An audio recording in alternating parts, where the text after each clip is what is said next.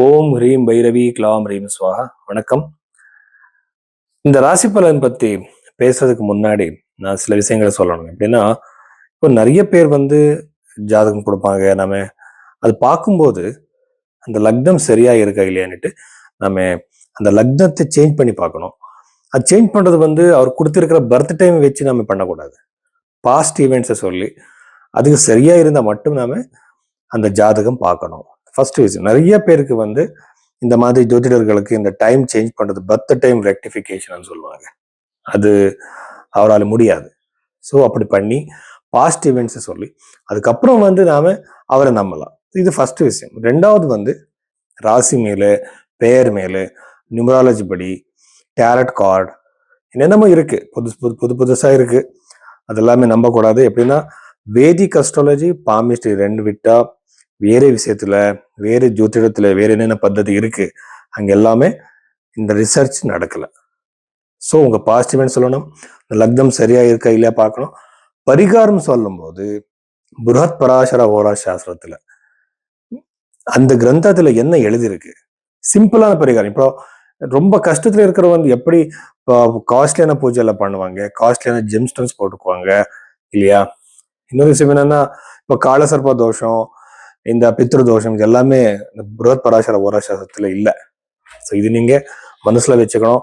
Gemstone பத்தி கூட இல்லை. ஸோ இது எல்லாமே ஒரு பிசினஸ் ஆயிருக்கு.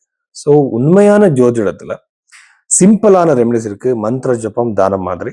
அதுக்கப்புறம் எல்லாமே சேஞ்ச் பண்ண முடியாது, மாத்த முடியாது.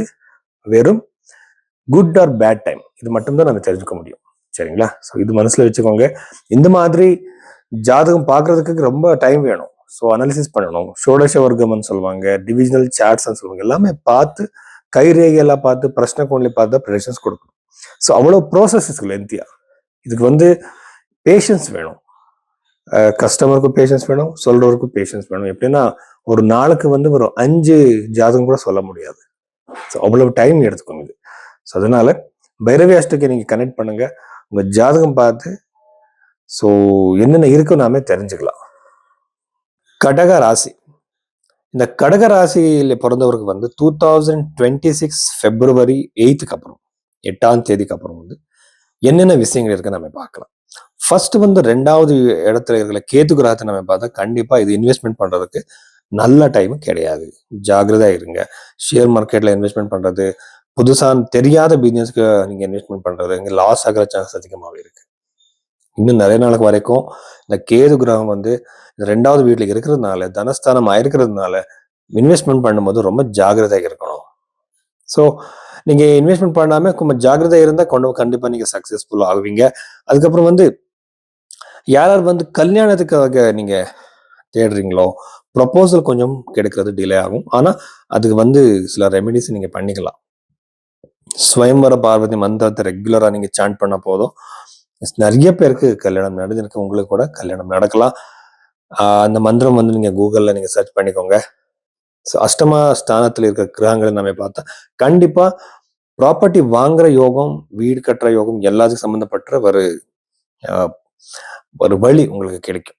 ஆனா பிரச்சனைகள் சந்திக்கிற சான்சஸ் அதிகமாகவே இருக்கு. ப்ராப்பர்ட்டி ரிலேட்டட் இஷ்யூஸ், பித்ரார்ஜித சொத்து சம்பந்தப்பட்ட இஷ்யூஸ் அதிகமாகவே இருக்கு. இன்னும் நம்ம தொழில் பத்தி பார்த்தா, இந்த கரியர்ல, ஒர்க்கிங் என்வரான்மெண்ட்ல கண்டிப்பா பிரச்சனை வரும். நீங்க ரொம்ப எமோஷனல், எப்படின்னா இந்த கர்காடக ராசியில பிறந்தவரை ஆல்ரெடி எமோஷனலா இருக்கிறதுனால அவர் நிறைய பேர் அவரை இது பண்ணுவாங்க, டாமினேட் பண்ணுவாங்க. இந்த டாமினேட் பண்ணும்போது நிறைய பேர் இந்த ராசியில பிறந்தவர் ரொம்ப கம்மியா பேசுவாங்க, அதை ஒத்துக்குவாங்க. எப்படின்னா அவர் திரும்பி அவருக்கு பேச முடியாது, மனசுல வச்சுக்கிட்டு எந்தெந்த டிஃப்ரெண்டான டைம் பீரியட்ல அவர் எக்ஸ்பிரஸ் பண்ணிடுவாங்க. அந்த அந்த பர்டிகுலர் டைம் மூமெண்ட்ல பேச மாட்டாங்க. இந்த மாதிரி எமோஷனலா வச்சுக்கிறது ரொம்ப கெட்டது. எப்படின்னா அங்கேயே நீங்க சொல்றது ரொம்ப நல்லது, அந்த ஸ்பாட்லயே அந்த விஷயத்தை நீங்க சொல்றது ரொம்ப நல்லது. அந்த மாதிரி பிரச்சனைகள் இருந்தால் சரியாகிற சான்சஸ் இருக்கு. இடம் மாறுற சான்சஸ் அதிகமாக இருக்கு. எப்படின்னா இப்போ குரு கிரகம் சேஞ்ச் ஆகும் இந்த டைம் பீரியட்ல. உங்களுக்கு அந்த நீங்க ஒர்க் பண்ற இடம் சேஞ்ச் ஆகிற சான்சஸ், டிரான்ஸ்ஃபர் ஆகிற சான்சஸ், ப்ரமோட் ஆகிற சான்சஸ் அதிகமாகவே இருக்கு. இதுக்குன்னா உங்க 7ஆம் வீட்டுல நிறைய பாப கிரகங்கள் இருக்கிறதுனால இது டிரான்ஸ்ஃபருக்கு வர காரணமாக இருக்கலாம்.